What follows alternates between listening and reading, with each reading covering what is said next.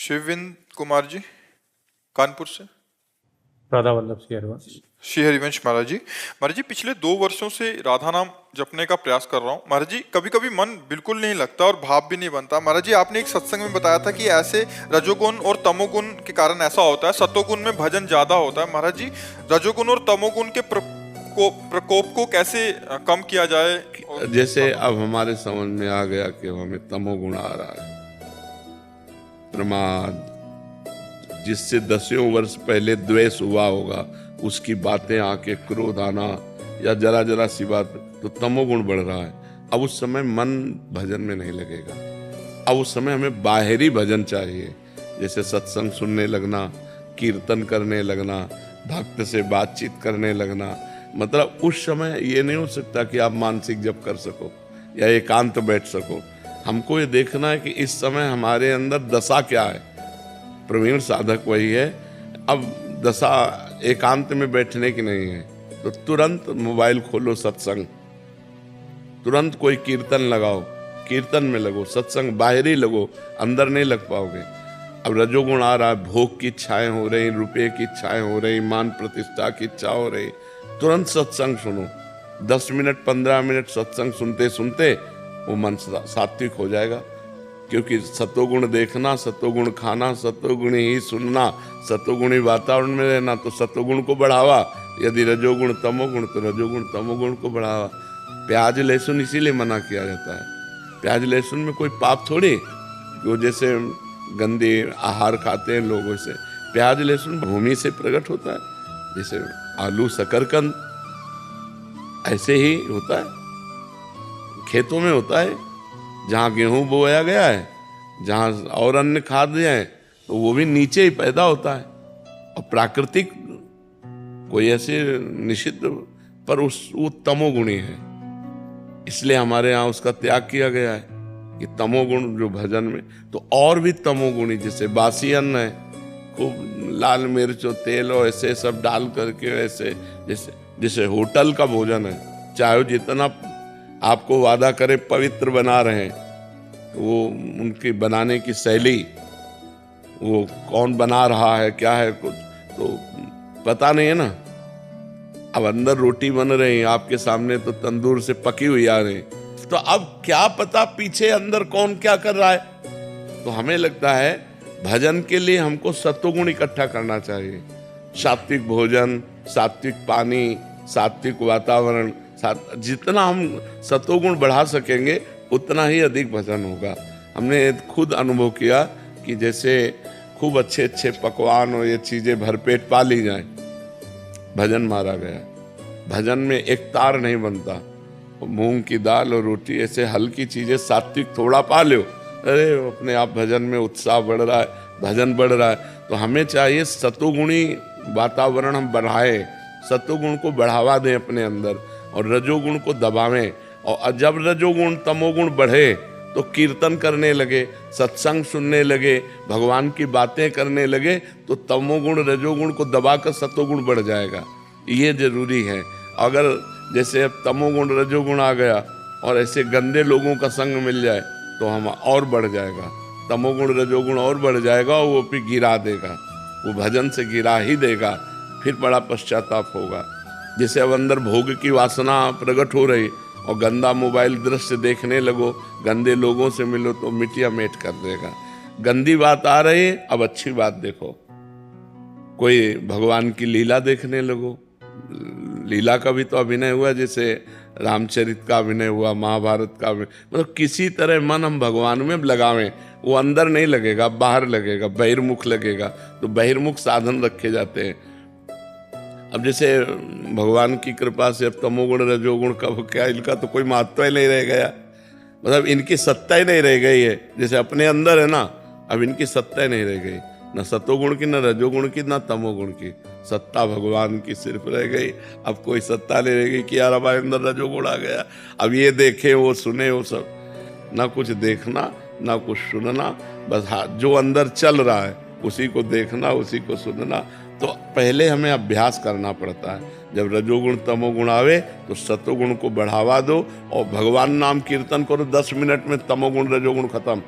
आप देख लेना कभी, नाम कीर्तन शुरू कर दो और 10 मिनट में कंट्रोल हो जाएगा, रजोगुण तमोगुण और सतोगुण आ जाएगा, और फिर भजन में बैठ जाओ, देख लो मन भजन में लगने लगेगा। भजन के पहले 1-2 पद गाओ चतुराशी जी के हैं, या भगवान नाम कीर्तन करो और फिर जप में बैठो, तो उससे शांति ज्यादा मिल जाएगी, क्योंकि एकदम भाव हमारा बनेगा पवित्र भाव, और पवित्र भाव से फिर भजन में लगे रहो।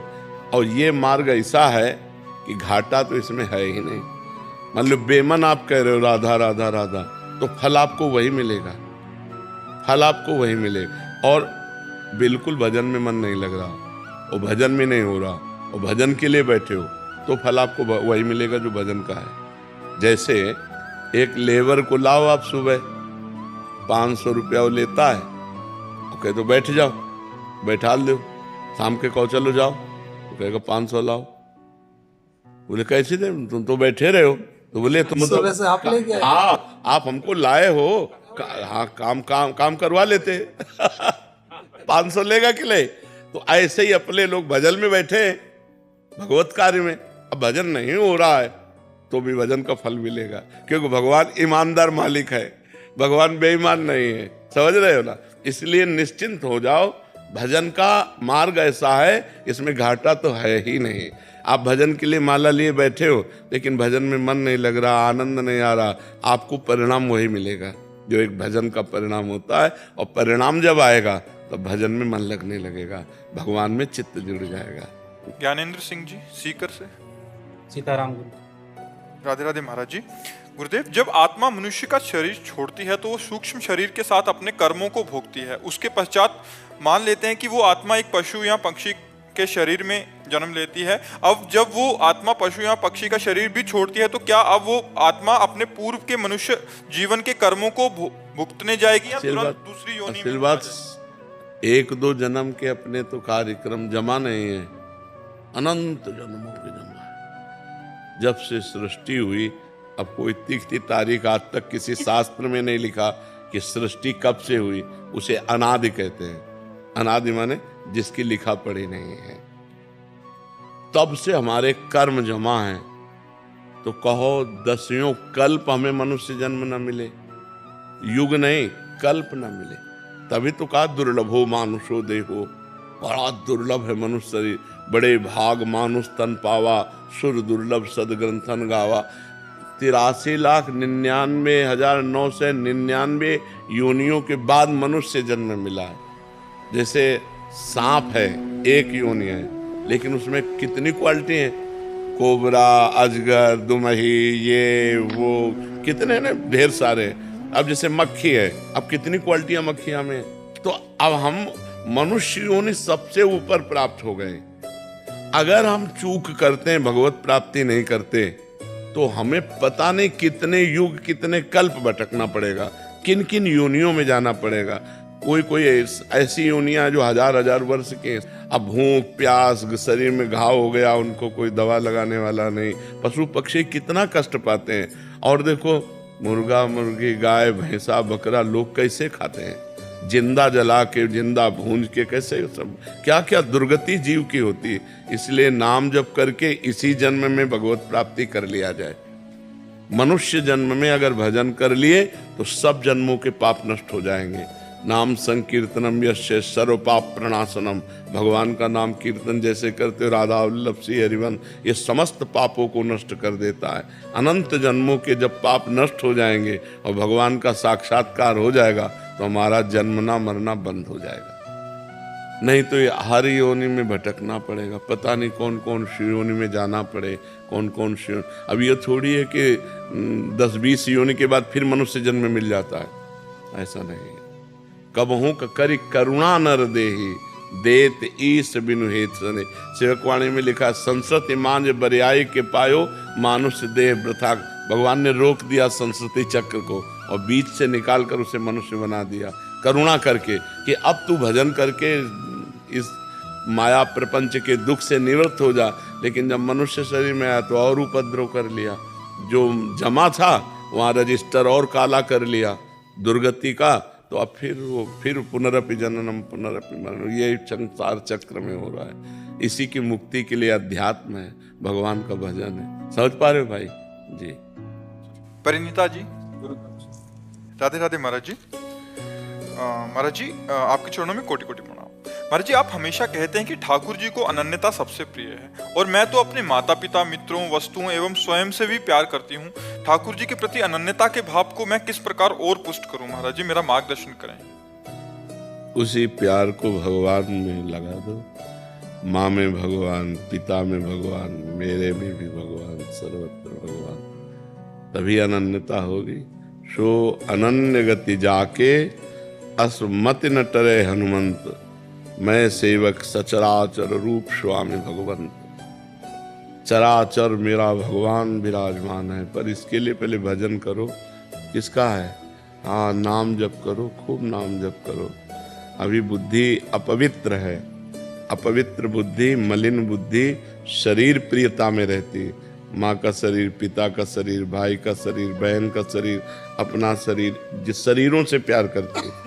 और जो पवित्र बुद्धि होती है वो आत्मा से प्यार करती है, वो भगवान से प्यार करती है। तो नाम जप करो, पहले खूब नाम जप करो और पवित्र आचरण रखो। जिसके आचरण अपवित्र हैं वो अध्यात्म में नहीं बढ़ सकता। आचरण पवित्र, फिर भगवान के नाम का प्रभाव देखना। आचरण पवित्र होना चाहिए।